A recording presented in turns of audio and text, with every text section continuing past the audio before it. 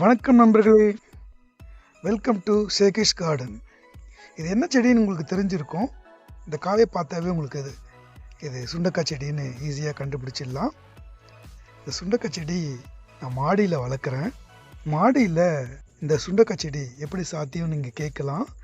இது நிச்சயமாக விதை போட்டு வந்ததில்லை, தானாகவே முளைச்ச செடி. இது ஒன்று இல்லைங்க, 2 இல்லைங்க, 3 செடி மாடியில் தானாகவே வளர்ந்தது. இன்றைக்கி பார்த்திங்கன்னா அந்த 3 செடியிலையுமே பிஞ்சுகள் விட்டு காய்களெல்லாம் காய்ச்சிருக்கு. இந்த சுண்டைக்காய் ரொம்ப ரொம்ப சுவையானது. இது எனக்கு பிடிச்ச காய்கறிகளில் இந்த சுண்டைக்காயும் ஒன்று. காரக்குழம்பு வச்சோம்னா இதில் அவ்வளோ சுவையாக இருக்கும். சுண்டைக்காய் வத்தல் கூட செய்யலாம்.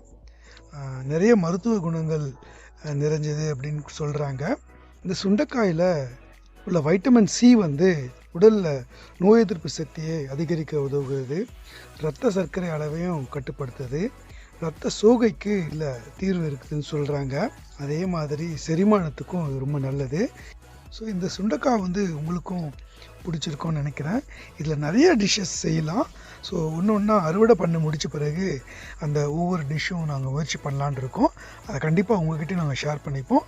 இந்த வீடியோ உங்களுக்கு பிடிச்சிருந்துன்னா லைக் பண்ணுங்கள், ஷேர் பண்ணுங்கள், உங்கள் நண்பர்களுக்கும் தெரியப்படுத்துங்க. நன்றி, வணக்கம்.